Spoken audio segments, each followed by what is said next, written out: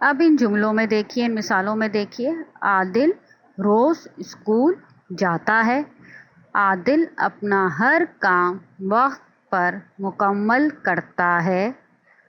عادل کو اردو کا مضمون پسند ہے۔ اب اس میں کیا ہے، بار بار ایک ہی جملے لفظ کی تکرار ہو رہی ہے جملوں میں،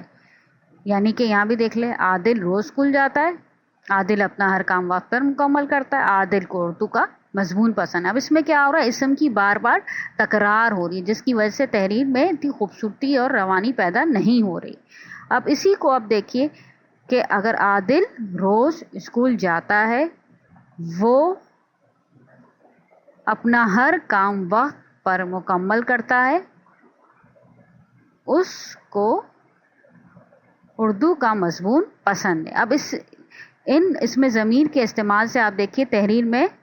نہایتی روانی پیدا ہو گئی ہے، خوبصورتی پیدا ہو گئی، اور اسم کی بار بار تکرار سے ہم بچ گئے ہیں، یعنی کہ وہ اور اس لگانے سے ہم نے ناموں کی جو تکرار بار بار عادل عادل ہو رہی تھی اس سے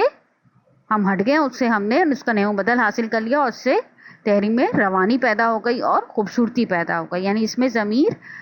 وہ کلمہ ہے، وہ بامعنی لفظ ہے جو اسم کے بجائے استعمال